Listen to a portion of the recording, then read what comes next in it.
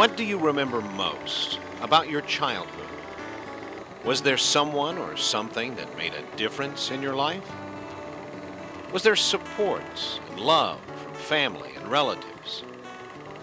Did your grandparents nurture and guide you? Did you learn leadership and values in your community? Every child has unique experiences that contribute to who they will become as an adult.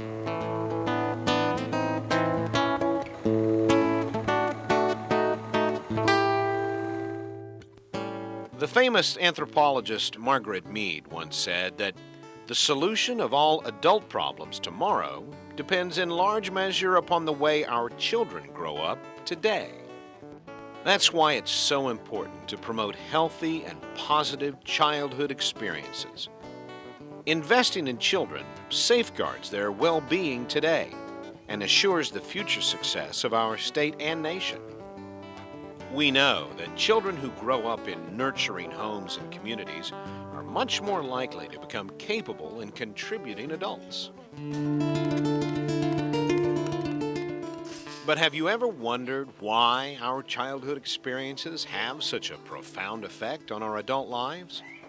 During the last decade, we've learned a great deal about the development of the brain in the early years of life.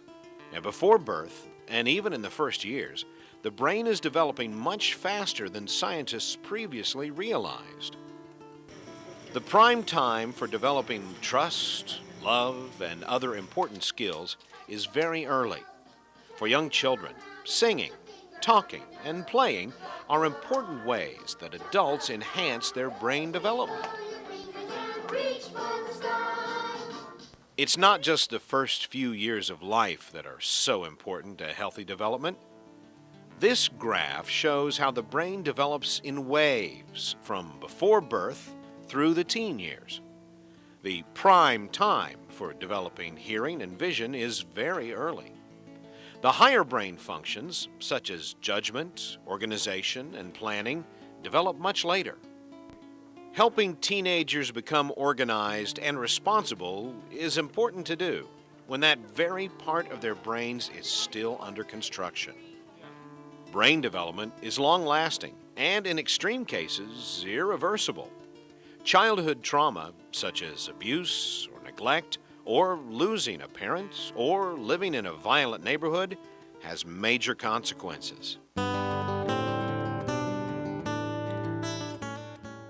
Trauma impairs a child's physical, social, and intellectual development.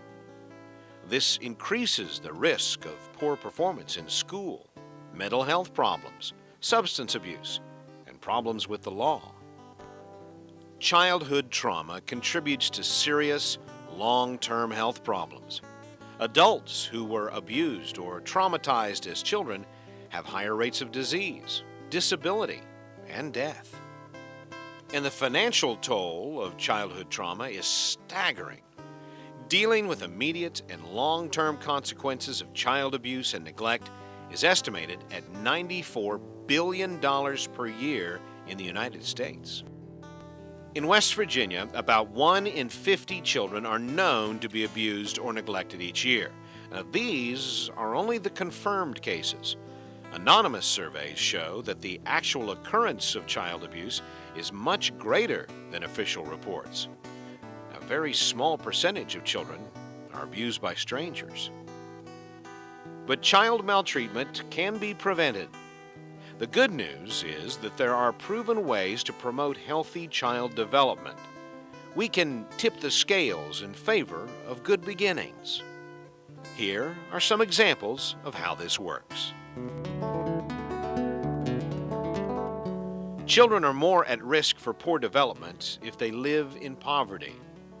Good ways to protect children include increasing education and job training for parents, and creating more jobs that can support a family. Children are more at risk if their parents don't have realistic expectations about early child development.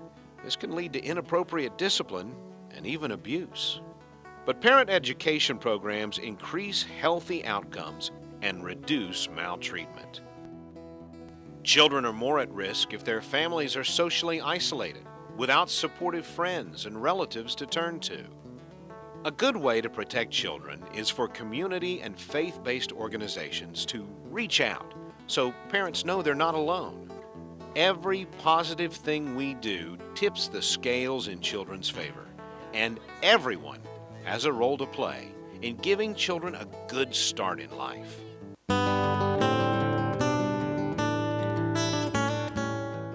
One of the most important things we can do is be a caring adult to the children in our own family and community. It's as easy as sharing a meal. Teens who regularly eat dinner with their families are less likely to abuse drugs, and they do better on academic tests. Parents have a huge impact, but so do the many other adults who invest time with kids. Children who share time with adults in mentoring programs are less likely to abuse alcohol or drugs or skip school. They are more likely to have good relationships with their friends and parents. We can also help by giving financial support to community programs that are making a difference in children's lives. You can make donations directly to programs you care about. You can also contribute money to the West Virginia Children's Trust Fund, which funds prevention programs across the state. You can donate through the state income tax form or mail a check directly to the fund. Another important way to help children is to support family-friendly laws and policies. Citizens have an enormous impact on the health and safety of children with their active support of issues. Prevent Child Abuse West Virginia regularly monitors and advocates for legislation that furthers the well-being of children. From their online Legislative Action Center, you can get information on pending bills in the legislature. You can also email your senators and delegates directly from the website. As chairman of the National Commission on Children, Senator Jay Rockefeller said, "Every American child should have the opportunity to develop his or her full potential. Fulfilling this objective is a shared responsibility of families, communities, employers, the media, government, and every other segment of American life." Each one of us has a role to play in protecting and nurturing the potential of children. As parents, grandparents, friends, and neighbors, we can all provide children with good beginnings that last a lifetime.